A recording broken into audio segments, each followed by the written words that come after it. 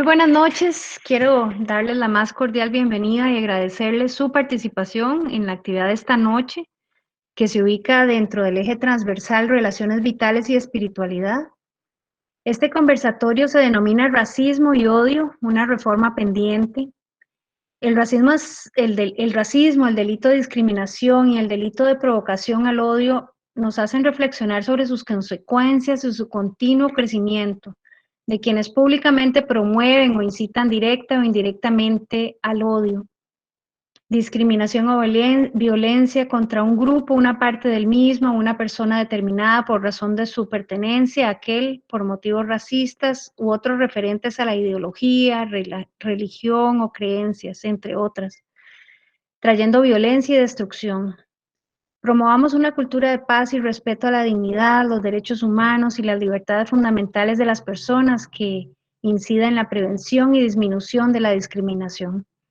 Quiero presentarles con mucho cariño a la máster Melisa Benavides Víquez, abogada con maestría en análisis económico del derecho de la Universidad de Buenos Aires, profesora de teoría de la sociedad y del Estado en nuestra universidad y actual jefa de la unidad de acceso a la justicia del Poder Judicial. Bienvenida, Melisa, y tú tienes pues el control de la actividad. Bueno, buenas noches a todos y todas. Bueno, muchísimas gracias a doña Carmen y a la universidad por este espacio, que es un espacio que nos tiene que llamar a la reflexión sobre el tema del racismo. Este tema, bueno, yo como docente de la materia de la teoría de la sociedad y del Estado, lo analizo con los y las estudiantes y siempre desde la perspectiva que es una de las prácticas, patologías más graves que puede tener una sociedad, y peor aún si es una sociedad que se considera a sí misma como democrática, como pacífica, como participativa, como inclusiva. El día de hoy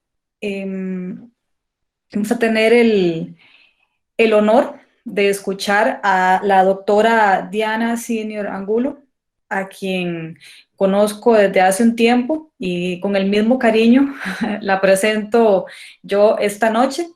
La doctora Diana Senior Angulo es politóloga de la Universidad de Costa Rica, máster académica en Historia, también de la Universidad de Costa Rica, doctora en Historia Contemporánea de la Universidad Sorbona Nouvelle, París, Francia, docente e investigadora desde el año 2007 y profesora asociada de la Universidad de Costa Rica. Es autora de distintos artículos y textos, entre los que se destaca el libro Ciudadanía Afrocostarricense, el gran escenario comprendido entre 1927 y 1963, publicado en el año 2011. Es también cogestora del canal YouTube Aportes Afrocostarricenses y Diaspóricos. La doctora nos va a dar una cátedra bastante interesante que espero que disfruten. Doctora, tiene la palabra. Muchas gracias. Reitero el agradecimiento por la invitación a Melisa Benavides y a todas las personas que han hecho posible este espacio de la Universidad La Salle, a su estudiantado y personas interesadas en la temática. Parece que Google Meet no me quiere mucho porque siempre tengo algún tipo de inconveniente cuando tengo que presentar por acá. Pero bueno, como bien lo decían al inicio, vamos a tener un rato de conversación sobre una temática que es por lo demás compleja, que debe tratarse con muchísimo cuidado, y en ese sentido tengo una presentación que voy a proceder a compartir con ustedes. Bueno, muchas gracias, Melisa. En el marco de la conversación del día de hoy, quise titular la comunicación sobre superar el racismo, una tarea pendiente. Siguiente, por favor. Y esto porque en realidad quiero hacer una muy breve, digamos, contexto histórico de dónde viene esta construcción de raza y razas. al final, si nos remitimos a la Biblia, pero no fue la Biblia, básicamente es una interpretación que se hace de ella, sobre todo en los capítulos que tienen que ver con el arca de Noé, ¿verdad? Y el diluvio universal. Recordemos, Noé tenía 3 hijos, Sem, Cam y Jafet, quienes sobrevivieron todos a nivel de familia y los animales a esta catástrofe que fue mítica, y a estos 3 hombres se les atribuye estas 3 razas primordiales, la blanca, la negra y la amarilla. Las 3 las pongo entre comillas, al igual que raza, ¿no? Y esta palabra es de origen árabe, fue traída a Europa a partir de esta invasión en España en el siglo XV, que justamente coincide con los procesos posteriores de conquista y colonización.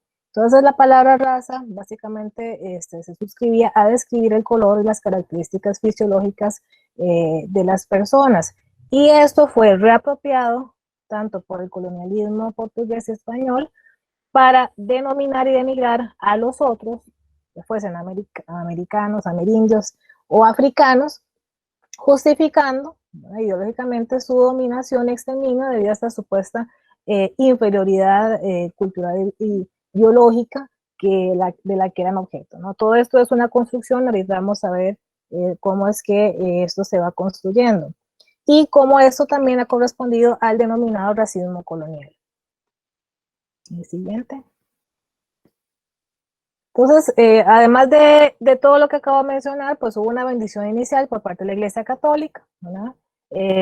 Porque estuvo muy de la mano dentro de este decidido empuje colonizador, codo a codo con las monarquías europeas, y evidentemente esta obra no se hubiera podido realizar, ¿verdad? Si no se hubiera podido mantener tampoco vigente durante tantos siglos, sin la deplorable ayuda de ciertos personajes que ahorita vamos a conocer o van a recordar en algunos casos. Además, que este periodo, a grosso modo, constituye el del iluminismo, la ilustración, que recordamos a nivel francés, pero fue una ilustración sobre todo a nivel europeo. Entonces, dentro de esta construcción religiosa de la diferencia, tenemos al fiel o al infiel, cristiano, pagano, civilizado o salvaje, y de ahí esto se termina derivando en estas construcciones también a nivel teórico de civilización o choque de culturas, civilización, barbarie, que son más contemporáneas y que nos remiten a fenómenos culturales más concretos.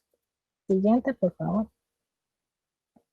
Entonces, en esta lista de ilustres personajes nos encontramos a un sueco, Carl von Linné, a Jules Leclerc, Conde de Buffon, así se le conocía, el francés, ambos científicos de la ilustración, quienes clasificaron a los seres humanos en familias, en géneros y razas, justamente para hacer esta división de los grupos humanos que también tenían no solo un propósito de conquista, colonización, sino también de ubicación social concreta. Luego Peter Camper, holandés, quien establece esta taxonomía fundada en la estructura craneal, ¿verdad?, de los atletas de la griega clásica, y eso lo traslada para construir o para justificar esta diferenciación, digamos, a partir de razas. Johann Gottfried von Herder, también poeta y filósofo alemán, desarrolla esta idea del Volksgeist o el genio nacional, que luego se traslada de manera nefasta dentro de la construcción del nazismo, pero que en sus orígenes tenía la connotación de pueblo alemán. Y Franz Gall, bueno, un alemán que inventa a través de la ciencia, ¿verdad?, esta idea de la frenología, la forma craneal otra vez, que estaba supuestamente condicionada a predisposiciones morales o intelectuales de los seres humanos. Siguiente. Entonces así llegamos a la irrupción de esta primera teoría explícitamente racista desarrollada por el francés Joseph Arthur de Gobineau en su ensayo sobre la inegalidad de las razas humanas, que es, digamos, la obra cumbre, lamentablemente, el desarrollo de esta división en términos raciales que se da a nivel de la humanidad.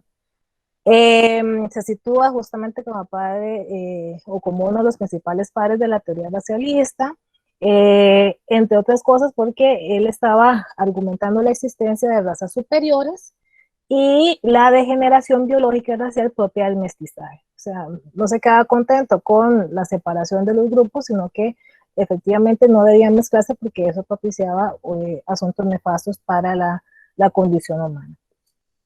Siguiente. Y bueno, eso es parte de los ejemplos de tanto Gobineau como de los anteriores señores mencionados, empezaron a trabajar a partir de estructuras craneales. Y sobre todo este perfil que empezó a manejarse desde lo clásico griego para hacer la diferenciación supuesta de los grupos humanos, ¿verdad? Y cómo de alguna forma se trata de trasladar la figura sobre todo del perfil negro, ¿verdad? En este caso, se mantiene el europeo, pero se trata de asemejar, digamos, o de comparar en términos de supuesta cercanía con los orangutanes. Entonces, de ahí a las expresiones actuales del racismo asociada a futbolistas y cáscaras de banano, no, a mí en lo personal no me sorprendieron. Siguiente. Bueno, entonces también tenemos, la lista es larga, ¿no? Pero traté de resumirla con los más importantes. Karl Karus, ¿verdad? Y Gustav Klemm, médico y antropólogo respectivamente, y también trabajando a partir de la raza, trataron de interpretar esta evolución cultural y humana. Luego tenemos al médico anatomista sueco, Gustavo Magnus Retzius, ¿verdad? Que introduce este índice cefálico, que había como una especie de neurosis con el tema del tamaño, las dimensiones del cráneo. Y esto lo hace como primer método científico para intentar clasificar las razas. Y para respaldar todas esas perspectivas de clasificación racial, aparte de los individuos que a título personal lo hicieron, empezaron a crearse o a sumarse comunidades científicas, son entre comillas, como la Sociedad Etnológica de París en 1839, la Sociedad Etnológica de Londres en 1843, estamos aquí ya en el siglo XIX, y la Sociedad Antropológica de Londres. Una es etnológica y la otra es antropológica. Siguiente. Ahora, hay que hacer una salvedad con el caso de Charles Darwin, porque el trabajo que él realiza sobre la selección natural o la preservación de razas favorecidas en esta lucha por la vida, como él de alguna manera lo llamaba, el origen de las especies, que todos hemos estudiado, era básicamente dirigido a especies en el contexto natural, no era dirigido a seres humanos. Pero a partir de esto se desarrolla siguiente, todo un trabajo que lo hace Herbert Spencer, ¿no? En esa línea más filosófica sociológica, y apoyándose en el darwinismo, desarrolla lo que se conoce como el darwinismo social, esta idea de la adaptación, la sobrevivencia de los más aptos, pero pensado en términos humanos, y que efectivamente se nutría de esta concepción de razas para entender que algunos seres humanos eran más aptos para soportar cierto tipo de trabajos o ciertas condiciones del clima, otras cosas que hemos escuchado por ahí que ninguna tiene asidero científico, pero que en ese momento se creían básicamente porque eran las autoridades en la materia y que señalaban justamente lo que estaba sucediendo en ese momento. Entonces, esto va a derivar de manera negativa en la eugenesia, pero lo importante de rescatar es justamente cómo se va desnivelando todo este proceso a nivel científico para justificar la exclusión social de ciertos grupos. Siguiente, por favor. Se le suma Chamberlain ya al filo, casi a la vuelta del siglo XX, británico, pero fue nacionalizado alemán después, con estos fundamentos del siglo XIX, que igual profundizan esas ideas de Gobineau y confirma desde su trabajo, bueno, entre comillas, esta idea de la raza superior. Por un lado, él lo llama indoeuropea, ¿verdad? Pero al final termina creando, poniendo las simientes para el desarrollo de lo que fue la raza aria, ¿verdad? Esta supuesta idea de estado puro, ¿verdad? Que solamente existía en Alemania, curiosamente, ¿verdad? Y que al final, o los pueblos europeos como los nórdicos, ¿verdad? Además de ciertos asiáticos y algunos del norte de África, pero al fin de cuentas, la cuna, según los postulados de estos científicos era que la cuna de la raza superior, entre comillas, la raza aria, estaba ubicada sobre todo en el centro de Europa, específicamente más en Alemania. Siguiente. Y por último, el jurista sociólogo austriaco de origen judío, Ludwig Gumplow, ¿verdad?, que también en esta obra sobre la lucha de razas predecía una guerra, la predijo y se confirmó como consecuencia de esta integración social de las minorías, de los grupos o razas a un Estado.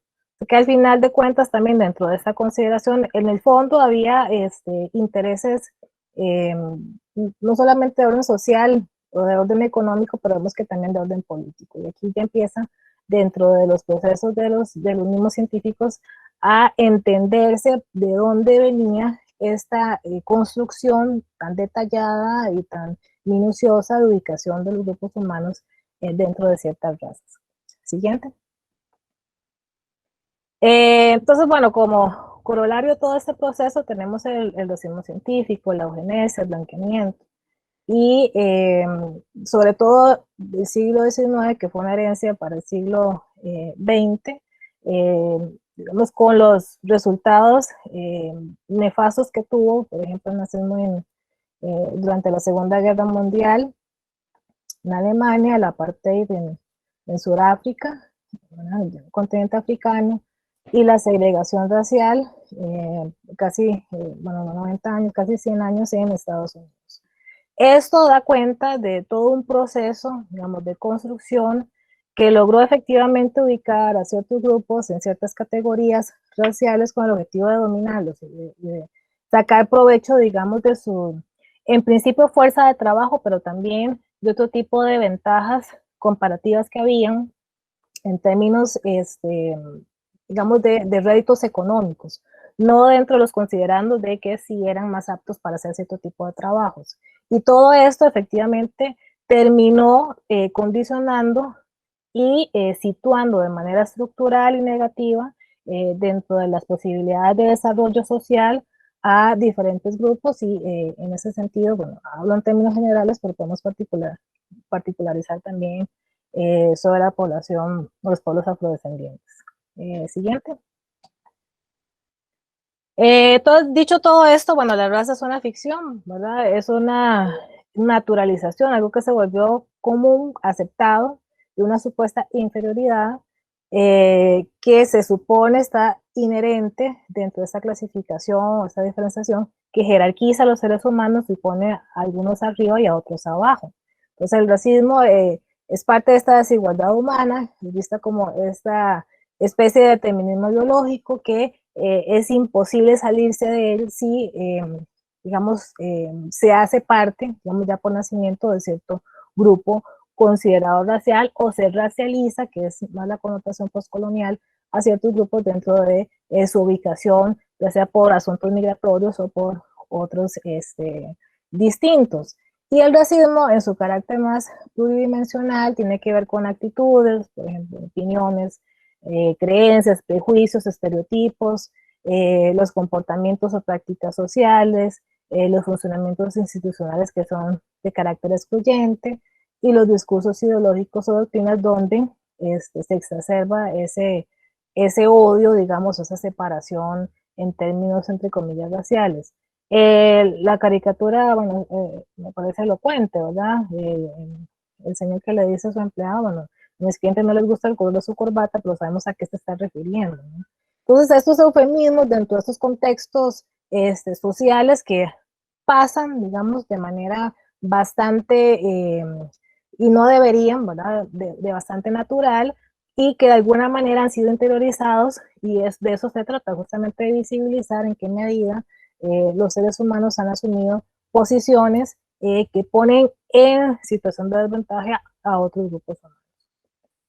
Siguiente. Entonces, dentro de esta construcción hay que recalcar que cada una de las personas que hacemos parte de la raza humana, que es la única de la que estamos hablando en términos raciales, somos parte de una misma especie, ¿verdad? Tenemos una historia genética que es diversa, pero venimos de un mismo tronco, ¿verdad? esta sola raza, esta misma familia, digamos, todos diferentes, pero al mismo tiempo formamos parte de esta especie biológica. Y pensar también el racismo como una construcción biológica, sobre todo que ha tenido consecuencias reales para personas de carne y hueso. Históricamente, ¿verdad? Es originario de este periodo colonial europeo, que lo que logró fue denigrar, ¿verdad? Para oprimir. Eh, Esa fue básicamente la regla de oro, y también justificar ese orden económico y social injusto que había, de dominación colonial, que se impuso no solamente en África, sino en América, y en Asia y en Oceanía inclusive. Y este grabado de ejemplos, básicamente la forma en que se construyen o se construyeron las relaciones a partir de la conquista y colonización. Y la imagen, visualmente también, la construcción de la imagen está hecha desde el centro con una mujer blanca, asumida blanca, apoyada sobre una mujer indígena, y al lado izquierdo una mujer afrodescendiente, una mujer africana descendiente, sosteniéndola. Y los dos extremos, las dos mujeres están atadas por una, no se aprecia muy bien porque está un poco reducida la imagen, pero están amarradas ellas con una cadena, ¿verdad? Entonces la única que está libre entre las dos y bastante distendida es la blanca. Entonces, ese fue el proyecto de civilización occidental que se instauró, que muy pocas veces se pone en cuestión, y que efectivamente desde la literatura, las artes visuales, nada más con solo ir a museos, nos podemos dar cuenta de cuál fue el orden, ahora que estamos con construcciones de un nuevo orden mundial, lo cual fue el orden que se construyó en esa época en particular para, digamos, contribuir al proceso de lo que Hoffman llama la era del imperio, y que al final, viniendo del capitalismo, efectivamente se amarra y construye procesos sociales y económicos que de alguna manera favorecen, digamos, los destinos de las poblaciones, que son menos oscuras dentro de ese escalafón, digamos, racial que se impuso. Siguiente. Pues dentro de esta perversión ideológica, insisto que eso es una idea que mucha gente se creyó y digamos, vivió con ello, lo leyó y asumió que era real, porque eran científicos ilustrados, ¿verdad? Que básicamente lo hicieron con el propósito de legitimar, perdón, un uso y una relación un orden de cosas establecido en ese momento. Eh, bueno, se sirvió básicamente estas categorías, estas jerarquías biológicas y culturales, lo hizo por espacio de casi 4 siglos, a partir del colonialismo, el postcolonialismo, y esto no hizo más que construir ciertos regímenes de impunidad que se pueden ver de otra forma en la contemporaneidad, pero impunidad al fin y al cabo porque deja desprotegido de manera jurídica a ciertos grupos en términos sociales. En el caso de los amerindios, el genocidio. En el caso de los africanos, el tráfico que se dio de esclavos. Esto es nada más una imagen de la forma en que eran transportados desde África. Quienes lograban llegar y cumplir con la travesía, ¿no? Muchos se morían de camino, otros se suicidaban, otros, pues bueno. Las historias son de terror, pero el tráfico aproximadamente se habla de entre un promedio de más de 11 millones de personas durante el tiempo que estuvo la trata transatlántica en funcionamiento. Entonces hablan de 15 millones, pero en todo caso, al final es el doble de lo que constituyó el holocausto judío durante la Segunda Guerra Mundial. Y esto es un crimen de lesa humanidad que no se trata como tal, y que es bueno recordarlo básicamente porque eso explica las condiciones sociales y de vida en las cuales las poblaciones descendientes de africanos en muchos sentidos se siguen eh, sufriendo, digamos, dentro de sus consideraciones nacionales. Y esto también sirvió para justificar en su momento el traslado o el tráfico de trabajadores asiáticos, ¿no?, hacia el continente americano. Entonces, dentro de esas construcciones raciales, ¿no?, o sea, varios grupos fueron arrastrados dentro de esa lógica impuesta de sometimiento y explotación. Siguiente. Y aquí sí es importante hacer mención al tema de la pigmentación, bueno, porque si hablábamos que compartimos un ancestro y que sería desde el primero el Homo sapiens sapiens, habría que ver este tema de lo negro, blanco, amarillo y rojo, no estoy haciendo alusión a una canción que hay por ahí, sino a este pigmento llamado melanina, que no tiene absolutamente nada que ver con esos 4 colores, ¿verdad? Y creo que la imagen lo refleja de manera eh, contundente, sino básicamente de que esas 4 bolsas trataron de separar a la gran cantidad de seres humanos, inclusive hasta la actualidad, que hay gente que todavía cree en esa separación racial, y si no, pues bueno, quienes tuvieron la oportunidad o han visto, seguido las noticias en cuanto al debate en Estados Unidos, el político, ese país está construido en términos raciales todavía. No digo que Costa Rica no, y no digo que el resto de América Latina no, pero la construcción racial de Estados Unidos es distinta a la nuestra, y se vive el día a día en función de esa ubicación, entre comillas, racial de las personas. Entonces, bueno, la explicación que de alguna manera hacen varios autores con respecto a por qué la pigmentación es más fuerte o menos densa en algunos seres humanos y en otros, pues viene explicada por cosas como la ubicación, digamos que geográfica y otras, pero básicamente esto lo que hace es explicar, y qué bueno que haya diversidad, bueno, pero que al final de cuentas el tema de la pigmentación no dice nada en cuanto a capacidades intelectuales, físicas, morales, espirituales, todo lo que de alguna manera se construyó a nivel de la conquista y colonización. Siguiente. Y bueno, siguiendo con este tema de la diversidad humana, que me parece fundamental, ¿verdad? Dejarlo zanjado y expuesto, el tema de la molécula del ADN, todos tenemos un ADN.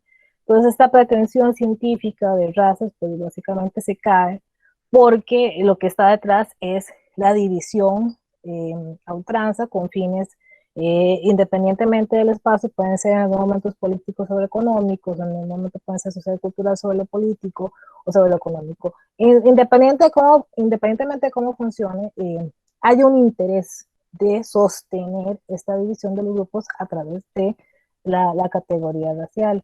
Efectivamente, somos diferentes a nivel cultural, ¿verdad? Y me parece que creo que no tengo que extenderme, esa es nuestra principal riqueza, dentro de las particularidades que tenemos y cómo debemos respetarnos dentro de esta pluralidad de la cual somos parte. Siguiente. Algunos mitos, bueno, esta idea de la separación de los grupos, entre comillas, raciales, las castas, que fue lo que se construyó a nivel colonial, el tema de la mezcla racial, la pigmentocracia, pero vista en términos exhaustivos de categorías, de variaciones que habían entre los diferentes grupos, esta construcción de nombrar los cruces que se hacían entre seres humanos, además que los cruces entre seres humanos, casi, bueno, muchos de ellos tenían nombres bastante cómicos, en otros salto para atrás, o el mulato es una derivación de mula. Entonces había unos que estaban construidos dentro de esta ficción también asociada a lo animal, ¿no? La consideración que había detrás de esto, ¿no? Y, eh, y bueno, como esto, de alguna manera lo que terminó mostrando fue la porosidad, porque al final esas categorías se caen no por lo absurdo y lo difícil de ir construyendo para abajo las diferentes cosas que podían haber, sino es que eso en el tiempo no se sostenía. ¿Cuál era el objetivo de hacer esto? O sea, ¿cuál es el objetivo de ubicar a una persona? Inclusive todavía en República Dominicana, en otros países todavía hay estas divisiones a nivel de cédula. Aquí se manejó en su momento, en Costa Rica, en toda Centroamérica, que era importante tener registrada la población a nivel de cédula. Otra cosa son los censos y las categorías, entre comillas, raciales, pero en una cédula no hay necesidad o no había necesidad de registrar si la persona tenía el cabello crespo y si la persona era de tez negra. Pero bueno, no había necesidad, viéndolo con ojos contemporáneos. En el contexto de la época, evidentemente había un propósito fundamental. Y era limitar también el desplazamiento humano, y ya estamos entrando al siglo XIX, principios del XX, y estamos pensando para el caso de Costa Rica, la entrada mayoritaria de población afrocaribeña. Pero bueno, dentro de este contexto de capitalismo, dejando el colonialismo un poco atrás y entrando a procesos más de orden postcolonial, pero pensado en un contexto nacional o nacionalista, estamos entendiendo ya que caemos en dos vertientes. Una tiene que ver con el racismo, ¿verdad? Que se sigue arrastrando como corolario, a pesar de que no sigamos hablando o que ya no sea bien visto, digámoslo así, hablar de raza. Y por otro lado, insisto, las razas no existen, pero hay gente que lo ha dejado de hacer porque se oye mal. Y no es que se oiga mal, es que en el fondo no, eso no tiene asidero. Y por otro lado tenemos la xenofobia, ¿verdad? Que en todo caso ambas se resumen en ese miedo al otro, ¿verdad? O a la otra, en términos de esta alteridad, eh, que siempre va a haber. Digamos, esta diferenciación siempre la vamos a tener porque en la medida en que una persona desde su mismidad trate de ponerse enfrente, digamos, o contrastarse con alguien más, va a encontrar una diferencia. Y esta presunta homogeneidad que nos han hecho, de la cual, digamos, ficcionamos también las construcciones nacionales perdón, de los diferentes países, pues bueno, eso también tiene que ver con algunas pretendidas o pretendidos ensayos de cohesión. Pero bueno, dentro de la homogeneidad que podamos construir a nivel nacional, hay que entender, ¿verdad? Que al final del día estamos atenuando o estamos anulando a ciertos grupos en detrimento de otros. Entonces, si pensamos que el racismo, ¿verdad? Puede funcionar como una especie de ideología, este complejo colonial de dominación y explotación, ya en sociedades más modernas tenemos que pensar que en aras de este ideal igualitario, que en algunos casos, bueno, dice que es un producto más bien ya patológico, casi enfermizo de buscarnos iguales, ¿verdad? Que la única forma de distinguirnos en el seno, digamos, de una sociedad, debido a estas ideas igualitarias, es buscar que toda esta diferencia que se nos presenta, que se nos viene, la veamos como algo que es anormal. Entonces, pensemos en cualquier tipo de diferencia. En el caso que nos convoca, pues la diferencia que digamos, termina derivando en racismo, que es la diferencia vista en términos fenotípicos. Y en ese sentido, pues hay que insistir en que efectivamente dentro de los procesos de cohesión social y humana, las diferencias no tienen por qué dividirnos, más bien deben verse como valores sobre los cuales podamos construir sociedades más equitativas. Ya vimos que lo igualitario está difícil, está complicado, entonces mejor pensar en sociedades más equitativas en aras de la inclusión de esa diversidad humana a la cual todas y todos formamos parte. Siguiente.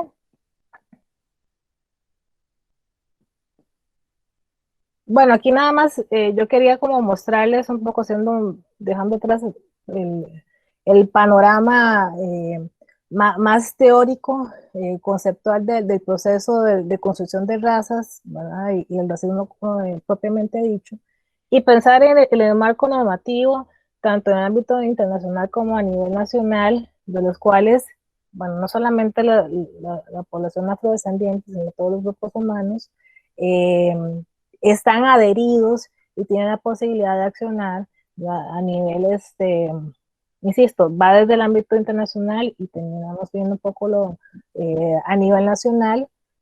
Todas y cada una de estas declaraciones, pactos, convenciones han sido firmados y ratificados por Costa Rica, ¿verdad?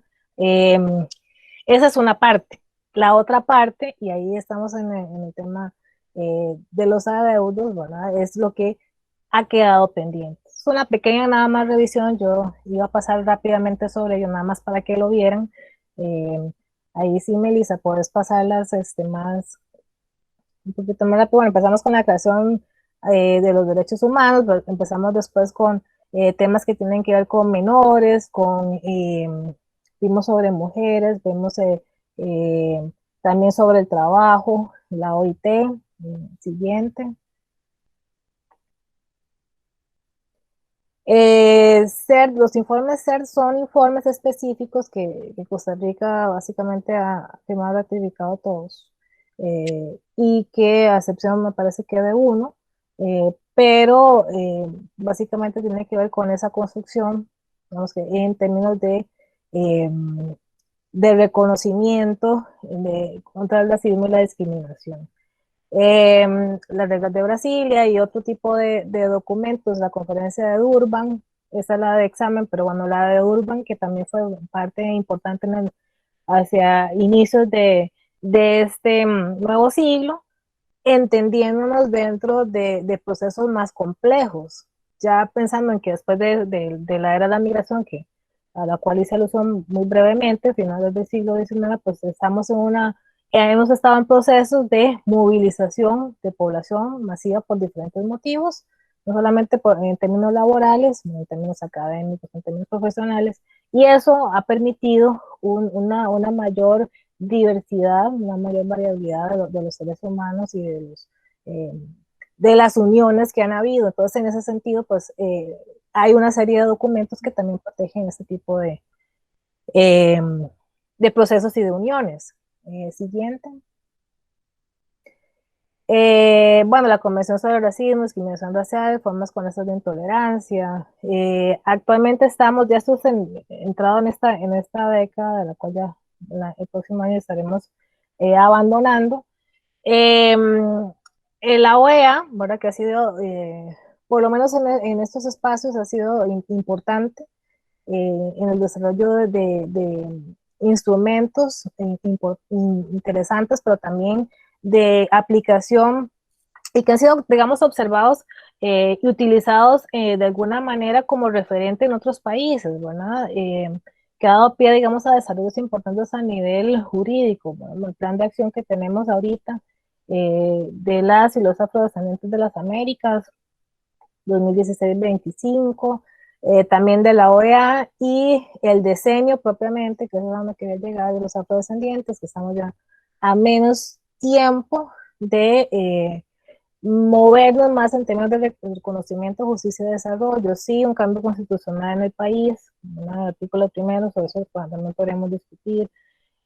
Otros alcances a nivel de instituciones particulares con respecto al reconocimiento de la población afrodescendiente y otros grupos, pero siguen quedando tareas pendientes con respecto a la operacionalización de estos instrumentos y de todo este marco jurídico que, insisto, no me voy a extender porque realmente es muy amplio.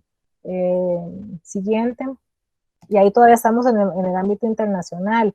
En el ámbito nacional, pues bueno, desde la constitución política hasta, podemos ver la ley en el 2000, la de diversidad étnica y lingüística, y todas las otras que tienen que ver y que tocan a la población afrodescendiente. Siguiente. Temas importantes sobre los cuales se ha legislado específicamente con relación a etnia, por ejemplo, en el Código de Trabajo 2001, en lo que tiene que ver con niñez, juzgado de familia, niñez y adolescencia, en 2004, el MEP, que tiene una comisión de estudios afrocostarricenses, y otros elementos importantes sobre los cuales ha habido desarrollos en cuanto a incorporar esa perspectiva y tratar en los últimos dos gobiernos de transversalizarlo a nivel de ciertas instituciones claves del desarrollo nacional. Siguiente. Bueno, la Subcomisión del Poder Judicial para los Derechos de los Afrodescendientes, en la cual he venido participando en los últimos años. Me dice la que está al frente también de esos procesos. Decretos importantes para una sociedad libre de racismo, por ejemplo, en 2014. Reconocimiento de los habitantes del Caribe Sur. Es decir, en este sentido, pues, decretos han habido también otro tipo de acciones políticas. Hay que ver del papel a la práctica, qué se ha implementado, qué se ha dejado de hacer. El decreto sobre la pobla de pardos, ¿verdad? Por ejemplo. el Plan Nacional de Afrodescendientes, que culminó hace un par de años. Después de ahí, pues no ha habido otro plan. Y bueno, otra serie de procesos importantes que se han ido desarrollando a través de distintas instituciones, sobre todo de salud, el Poder Judicial y educación. Siguiente. Y bueno, como para ir tratando de entender esto, y realmente no hice una exposición más digamos, particularmente sobre casos de racismo en Costa Rica, porque pues, esto nos da de aquí a la otra semana. Lamentablemente es así, los casos del racismo en el país son muchísimos, deberíamos ir hacia procesos menos recurrentes de esto, pero a pesar de todo lo que les he enseñado y que además no deja de ser como digamos, un recuento bastante sintetizado, hay que decir que con todo y la normativa que hay tanto a nivel nacional como a nivel internacional, a la hora de plantear algún tipo eh, de recurso, ¿verdad?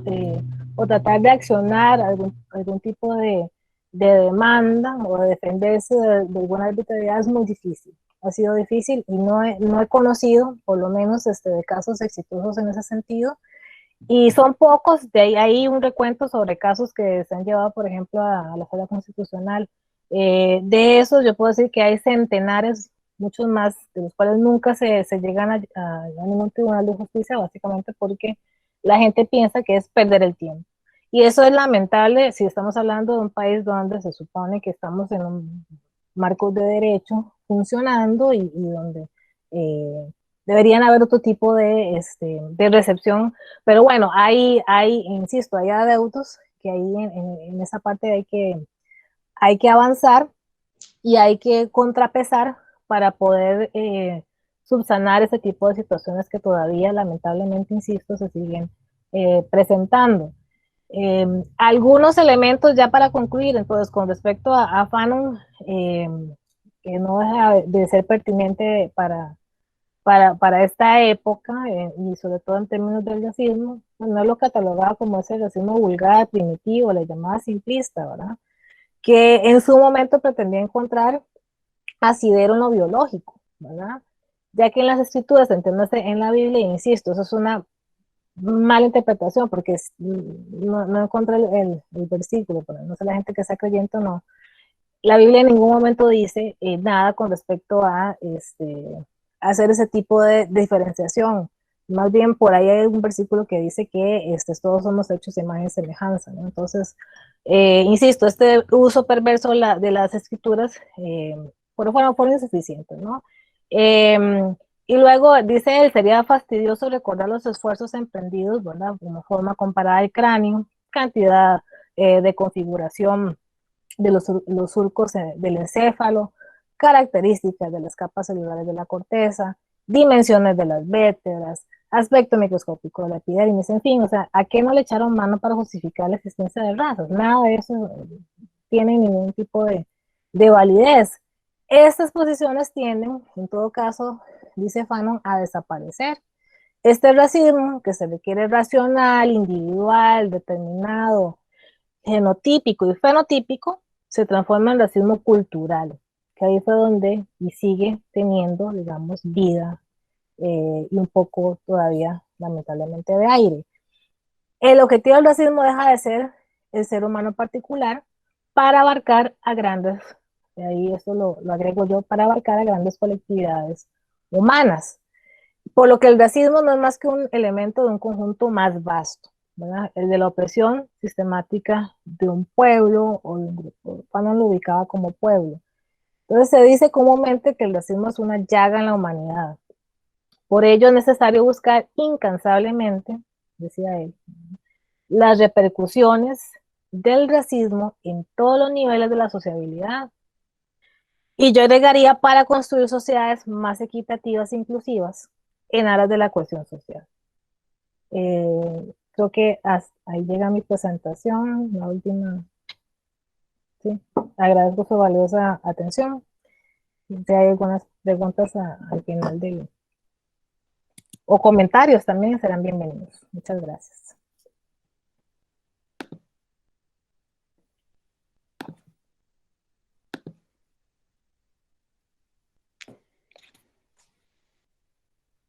Bueno, muchas gracias, doctora. No sé si alguna persona quisiera hacerle alguna consulta o algún comentario a doña Diana. Buenas, Ok, don José Pablo. sí. Lo mío es más como un comentario. Y Ajá. realmente no sé cómo exponerlo, entonces me disculpo si llega a sonar un poco grosero, pero es que no sé cómo ponerlo. Uno se pone a filosofar sobre esto que mencionan, ¿verdad? Y doña Diana menciona, bueno, términos, y esto también al mismo tiempo es como pregunta, hacen términos sobre ciertos momentos históricos como nefastos y demás al hacer su presentación. Pregunto si eso lo menciona como criterio personal, porque aunque sí, yo creo que ya serían otros temas, pero cada suceso histórico es eso, un suceso histórico que marca pues un antes y un después, lo cual al final termina siendo bueno, porque también eso trae muchas cosas positivas, si se ve históricamente hablando. Sobre lo del racismo, al final lo que yo puedo lograr interpretar es como, ¿cómo mencionarlo? Como que es una clasificación inventada, así en resumen, y cómo podríamos decir, como para moldear a la población. Entonces yo me pongo a pensar, entonces si hablamos de racismo en ese sentido, entonces no sé si estará bien decir que nacionalismo también. Entonces, ¿por qué clasificar a los seres humanos en costarricenses, panameños, nicaragüenses? Eh, Hay cuestiones también genética que ella mencionaba, que sí, son reales, pero ella decía que no influye el ambiente, pero luego mencionaba que sí, por ejemplo, como el color de piel, que eso varía según la zona geográfica, creo que fue el término propio que utilizó. Eso no me quedó claro, entonces al final la zona geográfica sí influye o no influye, entre más o menos como que eso es lo que quería aportar y mencionar. ¿Cómo hacemos? Voy contestando una por una. Sí, no sé cómo sea más conveniente, tal vez, doña Carmen, porque yo sí les voy a hacer también una exposición sobre la parte jurídica.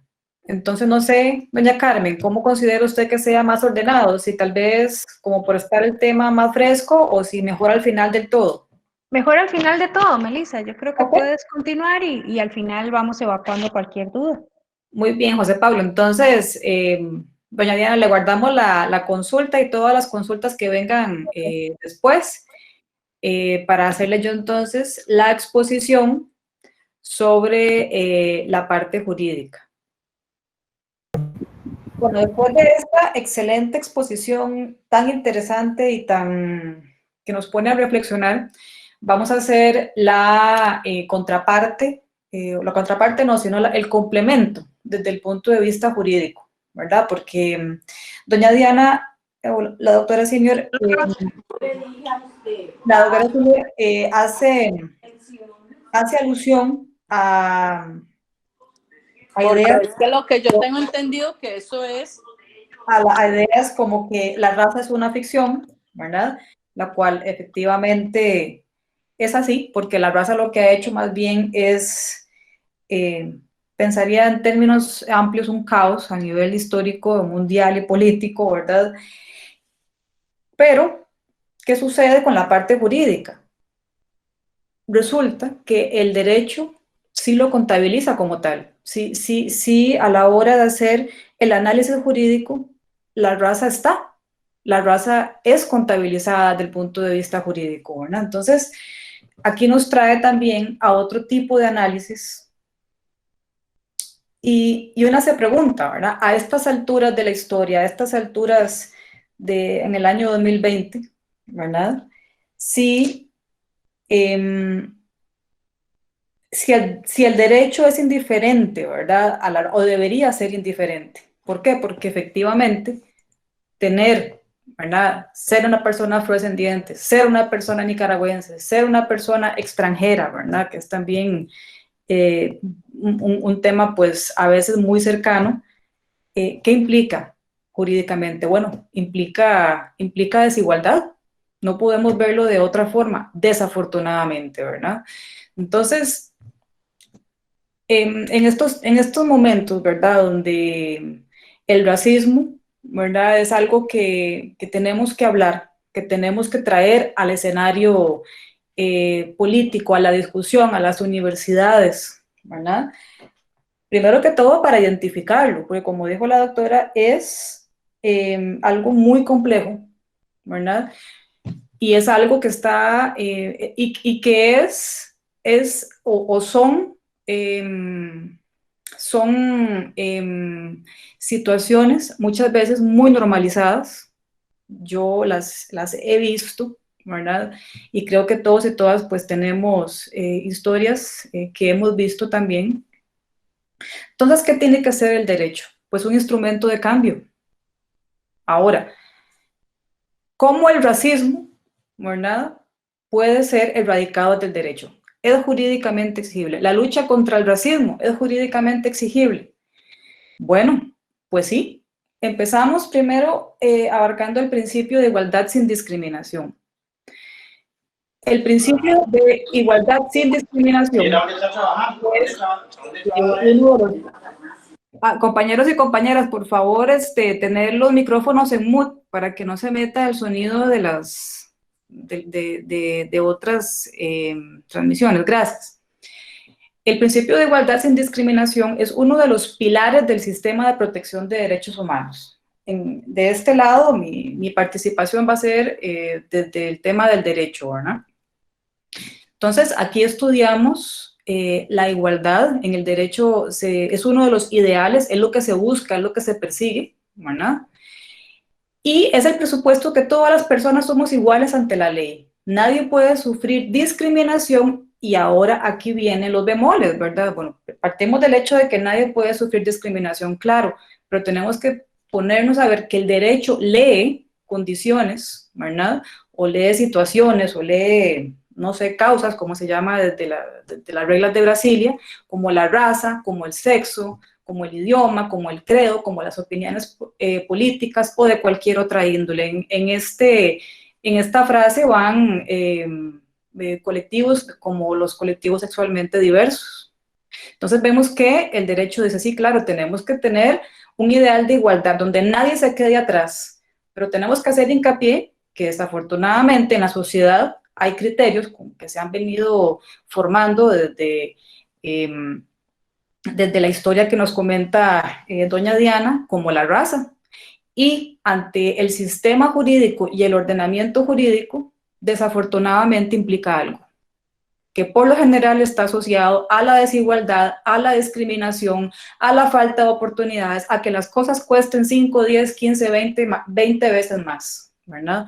Y si le transversalizamos otra condición como el sexo, es decir, un hombre afrodescendiente y una mujer afrodescendiente, pues ahí la balanza se va a desequilibrar aún más. Y si le transversalizamos otra condición, como por ejemplo la situación migratoria irregular, o le agregamos una discapacidad, o le agregamos la edad, persona menor de edad, si le transversalizamos, empezamos a generar incluso otros espectros que pueden significar mayor desigualdad frente a este ideal de igualdad.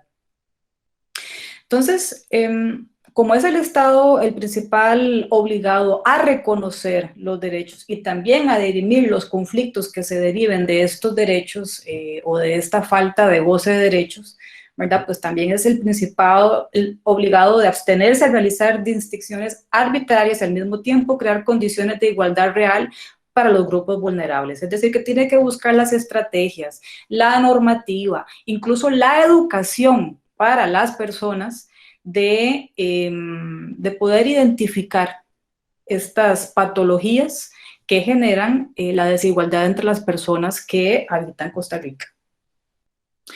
Uno de los criterios también para poder analizar desde la perspectiva jurídica, ¿verdad?, el principio de igualdad es el tema de la interseccionalidad.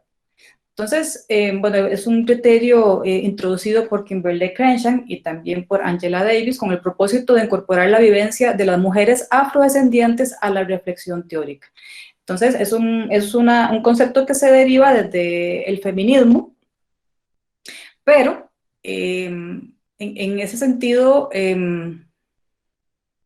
bueno, la señora Kimberly Crenshaw dijo, bueno, está bien, las mujeres son un grupo desaventajado o un grupo estructuralmente discriminado, pero, ¿verdad? Si le agregamos factores, ¿verdad? Como la raza, que contabiliza, desafortunadamente no debería, pero cuenta, implica también un eslabón más abajo.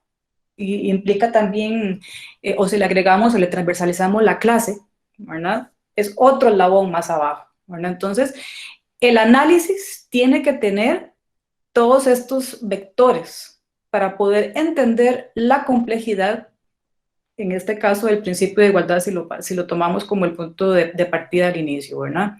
Entonces, el mayor aporte del concepto de interseccionalidad, que tiene que ser, a mi criterio, y mis alumnos y alumnas lo estudiamos en la clase, tiene que ser un criterio o una metodología que tiene ya que estar incorporada en los programas de derecho. Uno de los principales aportes ha sido constituirse en un marco que permita visibilizar las identidades coexistentes en una persona y los sistemas conectados de opresión, ¿verdad? Entonces, vemos en la exposición de doña Diana que cómo se va generando esta opresión, estos idearios, a través de fundamentos como la ciencia, ¿verdad? Cuando ahora tenemos claro que pueden haber sendos estudios, especialmente en una época como la nuestra. Bueno, en esa época no estaba tan desarrollado el criterio, pero ahora vemos un montón de información, ¿verdad? La época de la posverdad, que llaman, que se crean verdades para todo tipo de ocasión, ¿verdad? Entonces, aquí tenemos que entender que las identidades de las personas, ¿verdad?, contabilizan y determinan la experiencia de vida, y desde el punto de vista del sistema jurídico también implica algo, ¿verdad? En aquel momento, como lo exponía doña Diana, ella empezó a comentar y a construir cómo se iba generando esta desigualdad y este racismo, y eso se mantiene como algo, ¿verdad?, que evolucionó a cosas mucho más complejas, y eso decayó en las identidades de las personas. ¿Qué implica también? Reconocer que se vive con identidades múltiples, ¿verdad? Que dependiendo que puedan significar desventajas como resultado también de contextos históricos, sociales, geográficos, económicos, jurídicos y políticos, así como las experiencias individuales que resultan ser únicas en la vivencia de estos tipos de identidad. Entonces, implica algo en la sociedad y por ende un reflejo en el sistema jurídico. La interseccionalidad como tal ha sido leída también en los instrumentos internacionales. Entonces, cuando hablamos de un principio de igualdad, ¿verdad?, y hablamos también de que hay bemoles, ¿verdad?, de esta igualdad. Entonces, por ejemplo, en la Convención Americana de Derechos Humanos, los Estados partes de la Convención se comprometen a respetar los derechos y libertades reconocidos en ella y a garantizar su libre y pleno ejercicio a toda persona que esté sujeta a su jurisdicción, sin discriminación alguna por motivos de raza, color, sexo, idioma, opiniones políticas o de cualquier otro índole o de origen nacional o social, posición económica, nacimiento o cualquier otra condición social. Entonces aquí vemos que se parte de un ideal de igualdad, pero tenemos que ver al individuo o a las personas en todos sus aspectos, que también determinan su vida, su vivencia, ¿verdad?, y por ende su posición ante el ordenamiento jurídico. Para todos los efectos de esta convención, toda persona es todo ser humano. Entonces partimos, ¿verdad?, un poco o bastante de la premisa o del razonamiento que se exponía anteriormente. También hay otros instrumentos especializados que han leído esta interseccionalidad y han leído también el tema de los diferentes estratos o vectores que hay en las personas. Entonces, por ejemplo, la Convención de Derechos Humanos de las Personas Mayores establece como principio general de la Convención la equidad e igualdad de género y enfoque del curso de la vida. Entonces sabemos que la experiencia entre el hombre y la mujer, partiendo de una perspectiva, digamos, dicotómica o binaria, determina, ¿verdad?, y por ende también el ser mujer con ¿verdad? En este caso, ser una persona adulta mayor. Respeto y la valorización de la diversidad cultural, es decir, una persona adulta mayor en un contexto determinado, ¿verdad? Luego también el artículo 5, igualdad y no discriminación por razones de edad. Entonces, la convención establece la prohibición de discriminación por edad en la vejez y establece otra vez, ¿verdad?, el tema de los vectores o las interseccionalidades, que habla de las mujeres, de las personas con discapacidad, de personas de diversas orientaciones sexuales, y aquí incluye también a las personas afrodescendientes y a las personas de los pueblos indígenas, sin hogar, etcétera, etcétera. Entonces vemos que se establece la prohibición de discriminación, pero también se toma en cuenta, en este caso, digamos, la pertenencia o ser una persona afrodescendiente. La Convención de los Derechos del Niño y de la Niña también hace o establece el principio de igualdad, haciendo, ¿verdad?, hincapié en que, bueno, igualdad y tomando en cuenta, ¿verdad?, que nadie puede quedarse atrás por razones de raza, de color, sexo, idioma, religión, opinión, etcétera, etcétera, ¿verdad? Y establece en este caso la obligación del Estado de tomar las medidas para garantizar que el niño se vea protegido contra toda forma de discriminación o castigo a causa de la condición. Entonces, también esto implica una responsabilidad para las instituciones o los estados, las instituciones de los estados signatarios de velar porque esta discriminación por las interseccionalidades no se dé. Bueno, ya doña Diana hizo todo un recorrido, ¿verdad?, sobre un montón de normativa, y bueno, aquí la retomo de manera también muy para nombrarla, ¿verdad?, que también está la Convención Internacional sobre la Eliminación de todas las formas de discriminación racial, que establece un concepto de discriminación racial, ya desde un instrumento internacional, el Pacto Internacional de Derechos Económicos, Sociales y Culturales, ¿verdad?, que también establece la prohibición de toda forma de discriminación por raza, color, sexo, idioma, también Pacto Internacional de los Derechos Civiles y Políticos, en el mismo sentido. Declaración y Programa de Acción de Conferencia Mundial contra el Racismo, la Discriminación Racial, la Xenofobia y las formas conexas de intolerancia. Y también nuestro país tiene una normativa interna que prohíbe la discriminación. Entonces, sobre la pregunta inicial, ¿es el racismo jurídicamente exigible? Sí, empezando porque Costa Rica es o ha ratificado convenios de Derecho Internacional de los Derechos Humanos, por ende ha adquirido obligaciones como Estado. Y una de las principales responsabilidades del Estado es respetar estos derechos. Y al tener también un reconocimiento del Derecho Internacional de los Derechos Humanos como, ¿verdad?, como una norma superior que va a impregnar y a determinar también la normativa interna, en el tanto sea más garante, que por lo generalmente lo es, y así lo ha establecido tanto la Constitución Política como la jurisprudencia constitucional, pues entonces tenemos a nuestro haber un montón de derechos y por ende para el Estado de obligaciones con el tema del racismo, que se genera desde el principio de igualdad con una perspectiva de interseccionalidad y se traduce a nivel interno, ¿verdad?, con normativa también que, bueno, en este caso, como la comentó doña Diana, pero yo también la voy a repetir un poquito, la ley que prohíbe toda clase de discriminación en materia laboral, la ley que prohíbe restricciones a la inmigración por raza, el Código de Niñez y Adolescencia, que también establece un artículo muy parecido o casi que igual a la Convención, la ley que elimina la discriminación racial en educación y medios de comunicación, la ley para prevención y sanción de la violencia en los eventos deportivos y, bueno, entre otras normas, ¿verdad?, que se mencionaron en la conferencia anterior.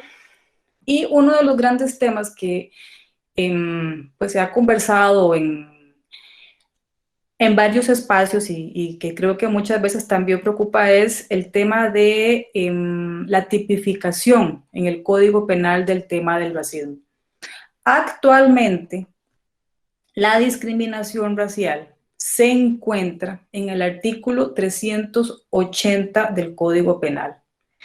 Aquí, bueno, será sancionado con 20 a 60 días multa la persona al gerente o director de una institución oficial o privada, administrador de un establecimiento industrial o comercial que aplicare cualquier medida discriminatoria perjudicial, fundada en consideraciones raciales, de sexo, edad, religión, estado civil, opinión pública, de origen social o situación económica. En esta tipificación o en este delito, ¿verdad? Porque actualmente es un delito, una de las grandes discusiones es que lo que tiene es una pena de días multa, no tiene pena privativa de libertad, ¿verdad? Y establece también, ¿verdad?, una responsabilidad, primero que todo, a la persona. Entonces puede ser cualquiera de nosotros o cualquiera de nosotras, y también establece, digamos, posibles personas o personas determinadas, el gerente o director de una institución oficial o privada. Entonces aquí implica, por ejemplo, una institución del Estado o una privada, administrador de un establecimiento industrial o comercial, y bueno, ya aquí que aplique cualquier medida discriminatoria perjudicial. Entonces, se ha discutido mucho de que por qué, ¿verdad?, un delito como el de discriminación racial, lo que tiene es una pena privativa, una pena de multa, ¿verdad?, y no tiene una pena privativa de libertad, como en otros casos, que efectivamente hay, digamos, delitos, por ejemplo, contra la propiedad, que por ejemplo robarse una lata de atún, que eso tiene pena privativa de cárcel, ¿verdad?, de libertad, y en este caso, ¿verdad?, un tema de discriminación racial que efectivamente va contra la dignidad humana, contra, ¿verdad?, el bien jurídico de la vida, pues lo que tenga es una pena pues tan baja, por decirlo así, ¿verdad? Actualmente, ¿qué implica esta figura como está actualmente en el Código Penal? Bueno, primero, que es un delito, pero con pena de multa, no de prisión. Esto no es una contravención. Entonces, al ser un delito, ¿verdad?, implica que el tribunal competente para procesar y juzgar es la jurisdicción penal, no contravencional. En este caso, en nuestro país, pues se ven en instancias diferentes. Implica también, ¿verdad?, la persona, el gerente o director de una institución oficial o privada, o sea, hace una enumeración bastante limitada de quiénes son las personas, ¿verdad?, que están en la mira de este delito, por ejemplo. Y, bueno, pues al tener la, ¿verdad?, o al estar en la instancia penal, que puede ser anotado en la hoja de delincuencia con las implicaciones pues que eso pueda tener. Actualmente en la Asamblea Legislativa se habla o hay un proyecto de ley que, bueno, la ley para penalizar los crímenes de odio, el delito de discriminación racial y otras violaciones de derechos humanos, que hace una propuesta para la modificación de varios tipos penales, pero digamos en la analogía que estábamos analizando, el delito de discriminación racial, la propuesta que tiene en este momento, ¿verdad?, que está en la corriente legislativa, ahora sí, una pena de prisión de 1 a 3 años, siempre que la conducta no constituya un delito con una pena mayor a quien excluya, segregue o distinga a una persona por causa o en razón de su color de piel, características físicas, raza, etnia, sexo, religión, discapacidad, nacionalidad, orientación sexual e identidad de género, opinión política, origen social, situación económica o condición de salud, y que tenga como objeto o resultado limitarle, restringirle o denegarle el ejercicio de uno o varios derechos o libertades. Entonces aquí también habla sobre, bueno, una violación sí, una transgresión, ¿verdad?, a una persona en razón del color de piel, bueno, y toda la interseccionalidad. En ese sentido es un crimen de odio, el delito de discriminación contra los derechos humanos, ¿verdad? Aquí hace, ¿verdad? Digamos, una valoración de que si las conductas son cometidas por una persona funcionaria pública, la pena será de 3 a 5 años de prisión, es decir, que le exige a la función pública, pues, una conducta o le reprocha a una persona funcionaria pública o le hace un reproche mayor. Bueno, como les digo, también hacía una modificación a otros tipos penales. Pero en ese sentido, creo que uno de los cambios más importantes de aprobarse esta ley sería ya propiamente el de darle pues una pena de prisión a el delito de discriminación racial.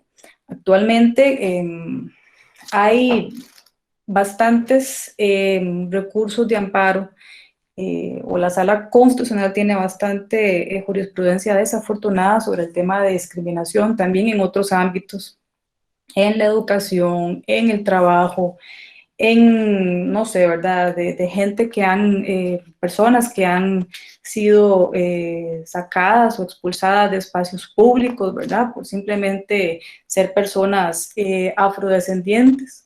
Entonces también podría decirse que el racismo ha sido exigido jurídicamente también desde la jurisprudencia constitucional por la transgresión al principio de igualdad que está establecido en el artículo 33 y ahora pues desde el año 2015 en conjunción con el artículo 1 donde reconoce a Costa Rica como una república multiétnica y pluricultural.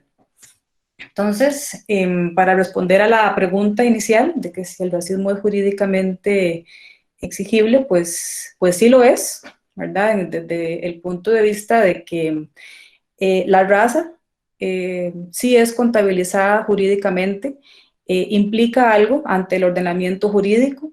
El ideal es que no lo sea, en que efectivamente seamos todas las personas iguales, ante la ley como lo aspira el principio de igualdad, pero creo que tenemos bastante que hacer actualmente en nuestro país y en las reflexiones que espacios como estos nos lo permiten. Doña Diana mencionaba, por ejemplo, la subcomisión para el acceso a la justicia de personas afrodescendientes.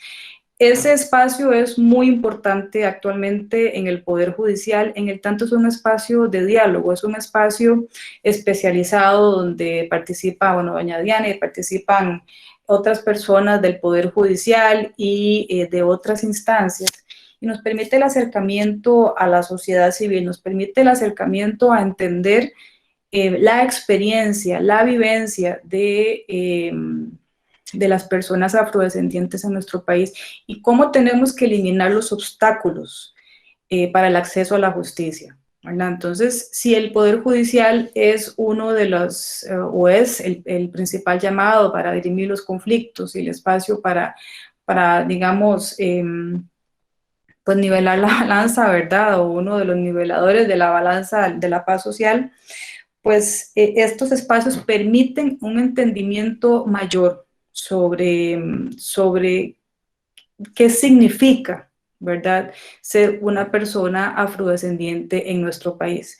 Y gracias a estos acercamientos nos hemos dado cuenta por las conversaciones que hemos tenido con algunos grupos por ejemplo, de lugares como Cahuita, de la zona atlántica, que la gente afrodescendiente le tiene miedo al Poder Judicial. Estas son las palabras exactas. Yo no estoy aquí parafraseando ni usando eufemismos. Yo le tengo miedo al Poder Judicial porque solo vienen a reprimir, solo vienen a, ¿verdad?, hacer allanamientos, solo vienen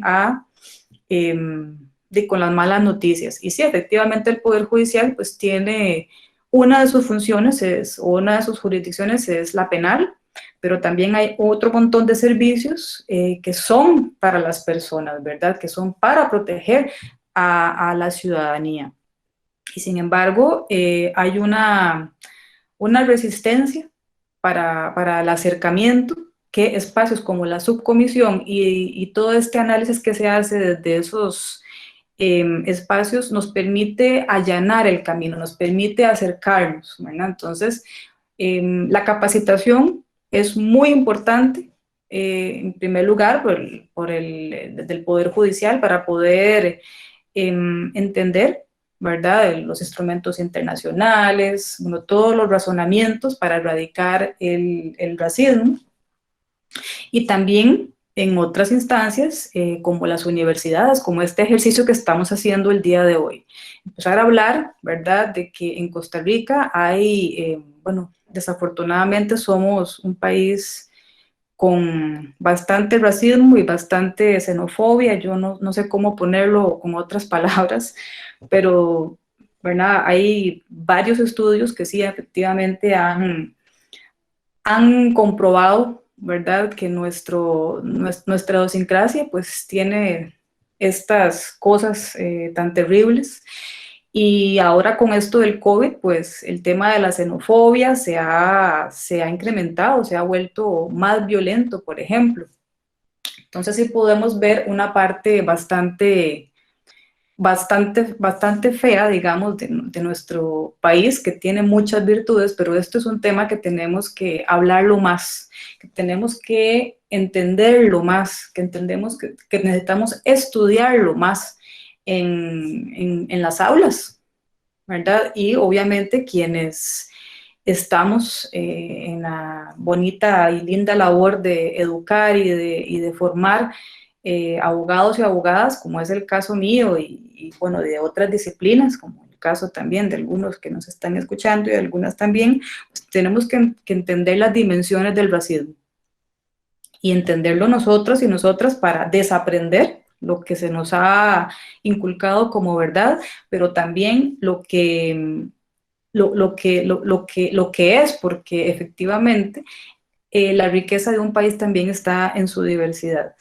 Doña Diana decía que en Estados Unidos el tema de la raza pues así, es fundacional, y bueno, yo creo que aquí también, ¿verdad?, de alguna u otra forma, solo que yo creo que no lo hemos problematizado como corresponde. Nuestro país ha sido construido también por la inmigración, ¿verdad?, desde las personas afrodescendientes, desde las personas chinas, desde las personas libanesas, la comunidad libanesa que ha estado en nuestro país desde hace tantísimos años y ha dado, ¿verdad? Bueno, los judíos y las judías, bueno, y por supuesto los inmigrantes por naturaleza que son nuestros hermanos nicaragüenses, ¿verdad? ¿Y eso qué significa en nuestro país? Yo veo que en Estados Unidos ahora que seguimos, o quienes seguimos el proceso electoral, que hablan del voto afrodescendiente, del voto latino, del voto, ¿verdad? Y esos análisis sería bastante interesante hacerlos acá, porque ya en algún momento vendrán generaciones de jóvenes, digamos, de ascendencia nicaragüense, que van a ser contabilizados como votantes, si no es que ya lo son, ¿verdad? Al igual que el voto afrodescendiente, ¿verdad? Ahora el otro año creo que ya viene o se va a aplicar el censo multicultural, entonces vamos a ver también la diversidad que hay en nuestro país.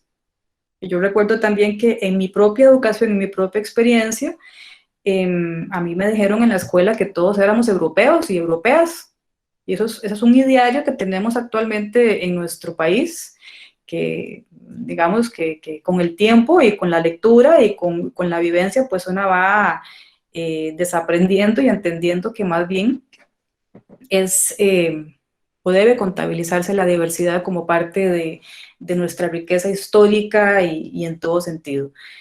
Entonces, efectivamente, para poder tener una sociedad más tolerante, más inclusiva, menos vulnerable, pues tenemos que empezar a conversar y a entender las dimensiones de lo que es el racismo, ¿verdad?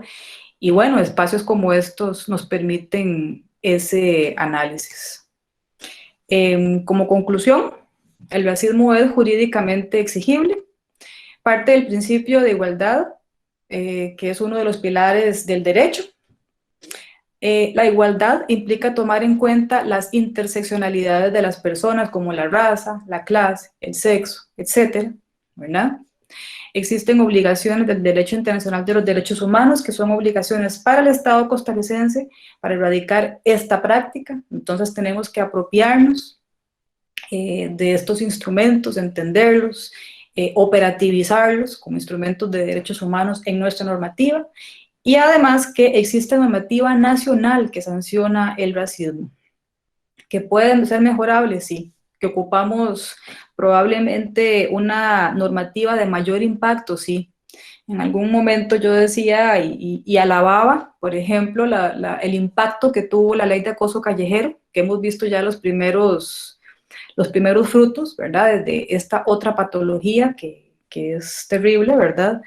Pues una quisiera que la normativa que erradique el racismo y la xenofobia en nuestro país pueda evolucionar y pueda tener ese impacto también en la sociedad, que la gente tenga temor, porque también, y lo digo así como manera de anécdota, escuché a alguna persona después de que se aprobó la ley y que todo el debate político que se hizo y todo, y me permito un coloquialismo, pero es para parafrasear y dimensionar, decía, es que a las viejas no se les puede decir nada, así dijo, ¿verdad?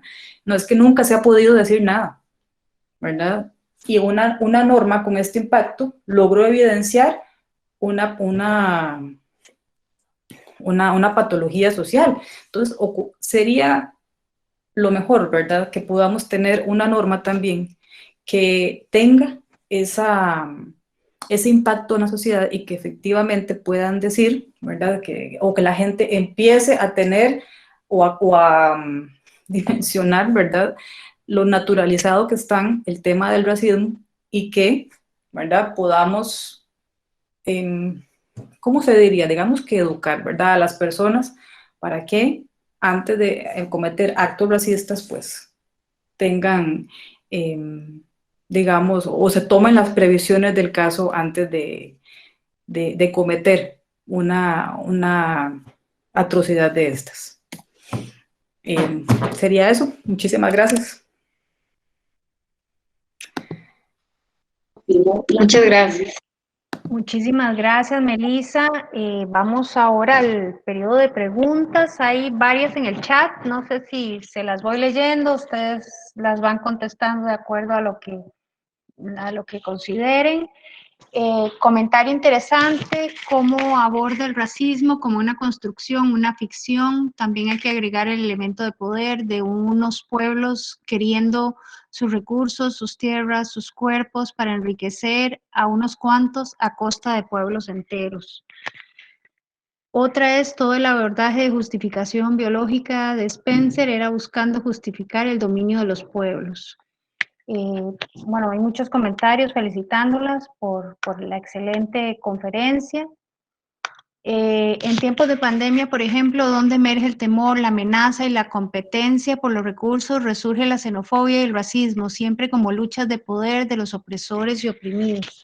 No sé si quieren ir comentando o yo se las voy leyendo y hacemos una sola al final, ustedes me dicen.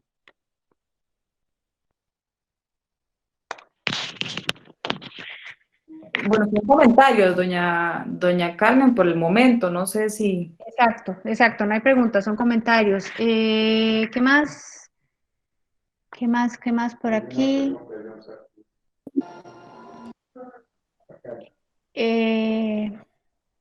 Bueno, otro comentario, es impresionante cómo somos los seres humanos entre iguales y desiguales, siempre está presente ver la diferencia social, económica, cultural, ideológica y actualmente por la pandemia. Pareciera estar justificado alejar a alguien solo por el aroma natural de esta persona.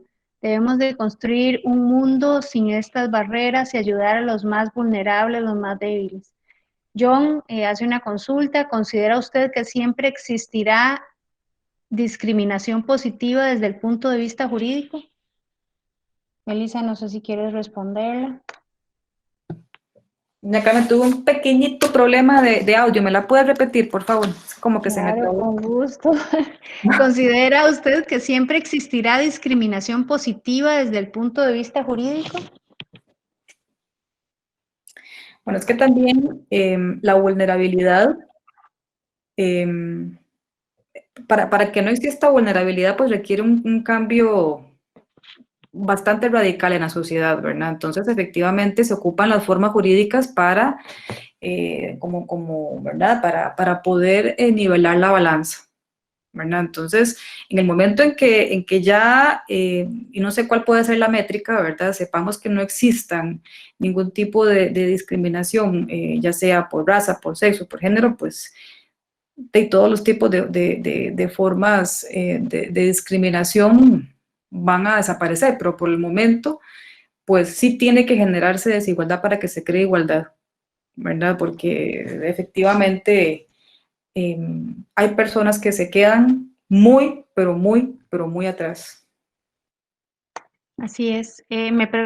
Otro comentario, me pregunto si las instituciones internacionales que promueven la eliminación del racismo y la discriminación no lo reafirman con las diferentes celebraciones, el Día del Indio, el afrodescendiente, el del discapacitado, de la persona con autismo, etcétera, ya que estas celebraciones hablan de grupos en los cuales no todos podemos incluirnos. No sé si tienen algún comentario sobre eso.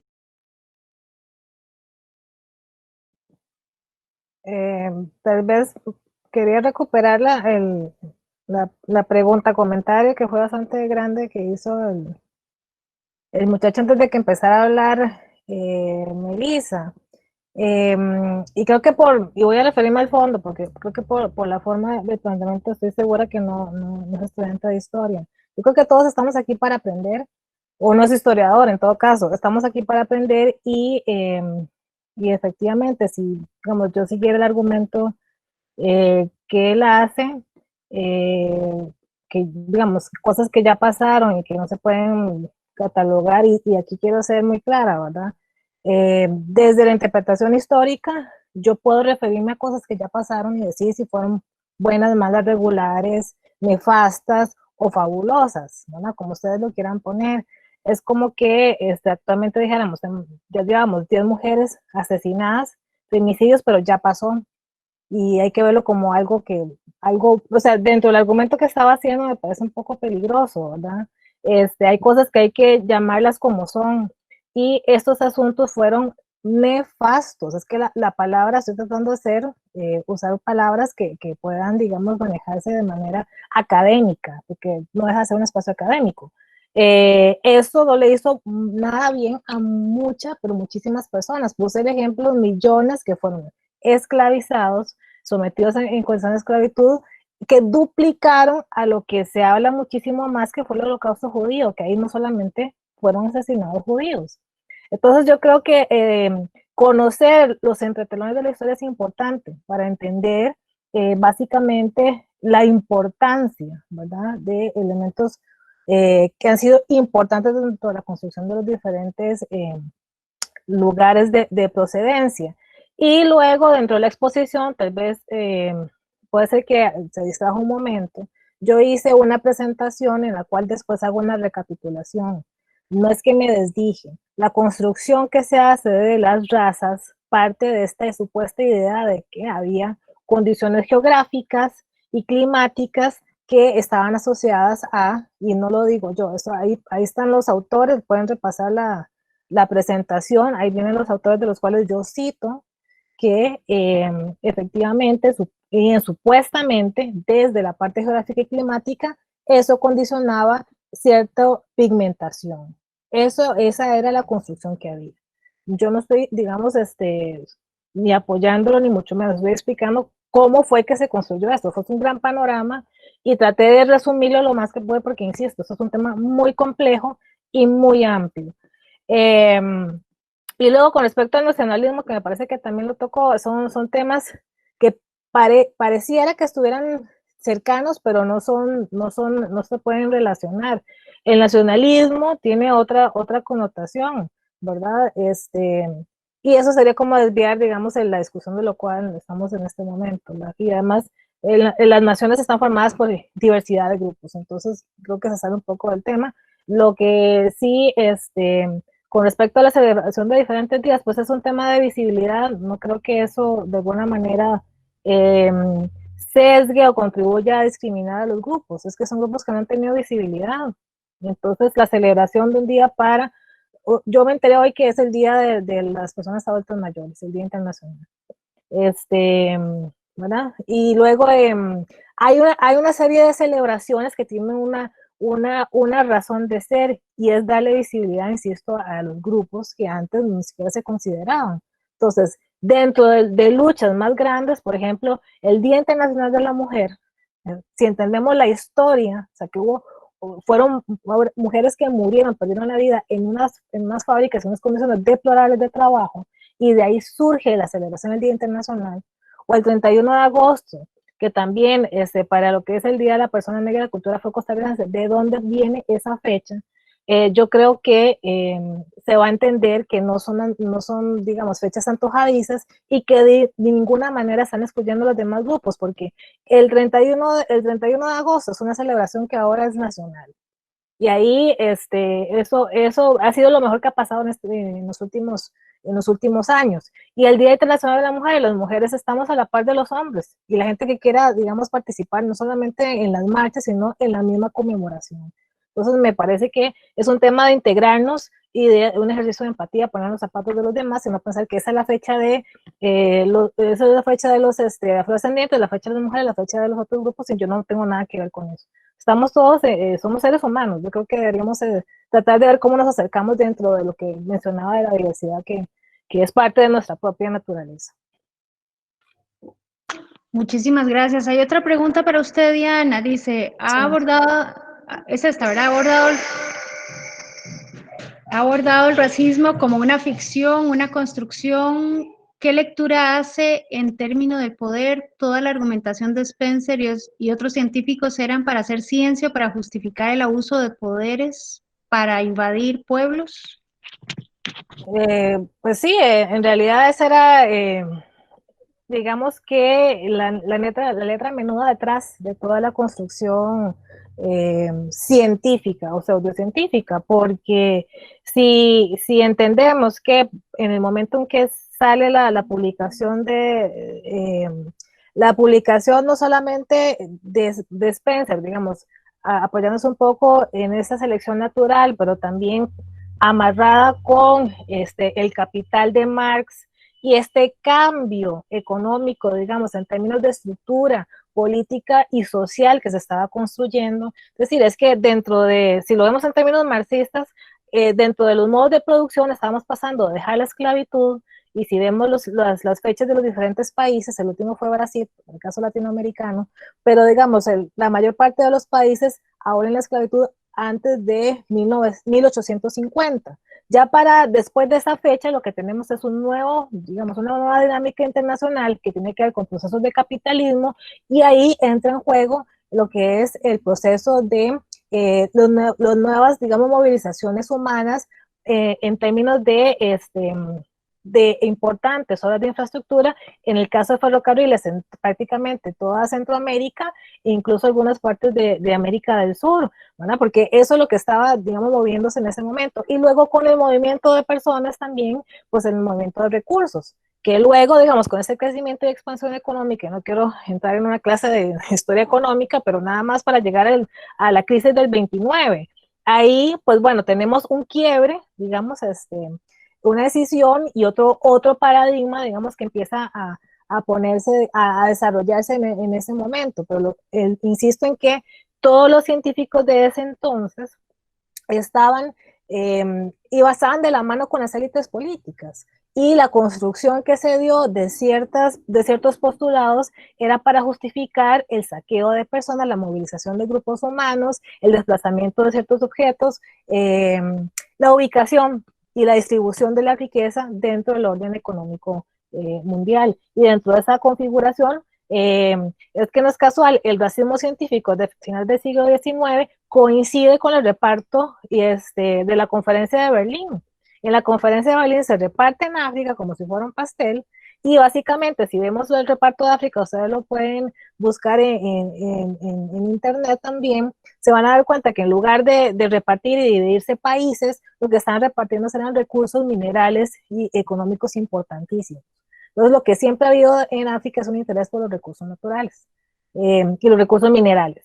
Entonces, solo para cerrar la respuesta y que quede claro, efectivamente, los intelectuales de la época tenían intereses o estaban trabajando de la mano con los intereses políticos y económicos, y en eso configuraron también la posibilidad de mover, digamos, como si fueran piezas de ajedrez, a los diferentes grupos humanos a conveniencia de los intereses que estuvieran en juego en este momento.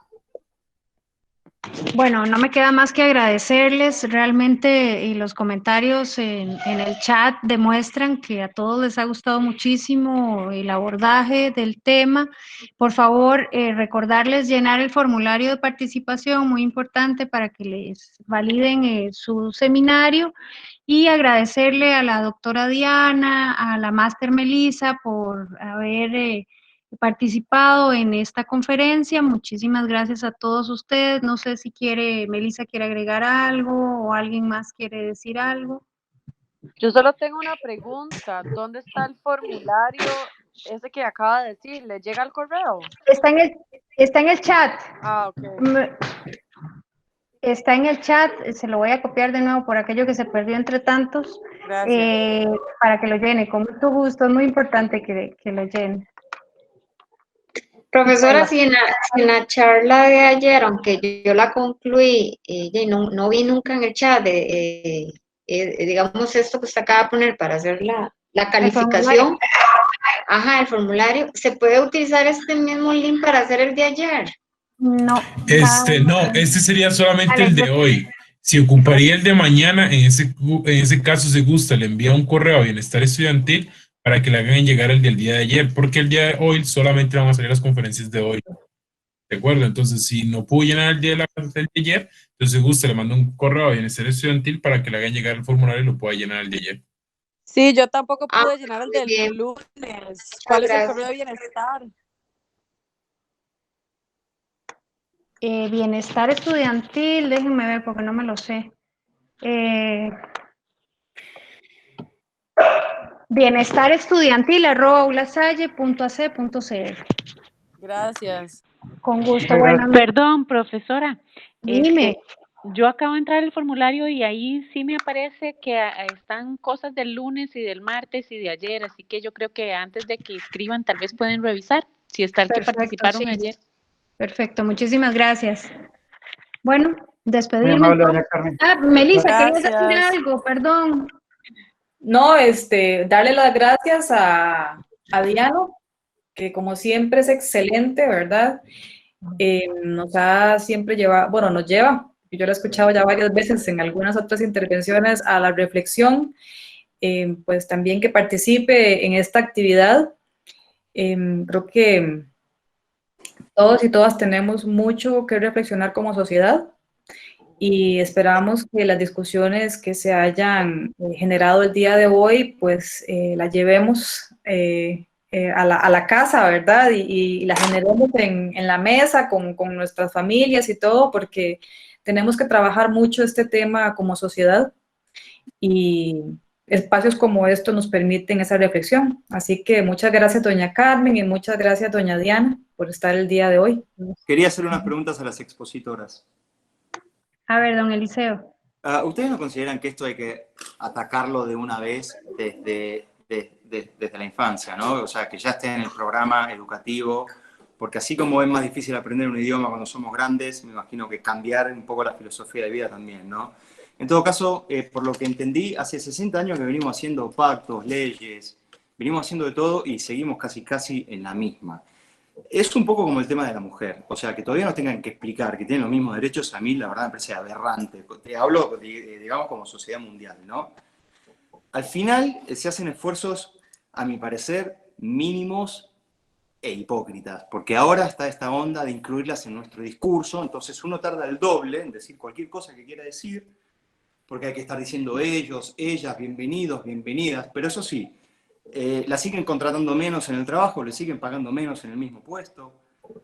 ¿Cómo realmente hacer para calar y dejar de estar otros 60 años más haciendo leyes para adultos y generando conciencia entre los adultos, ¿no? Que al final es mucho más complicado?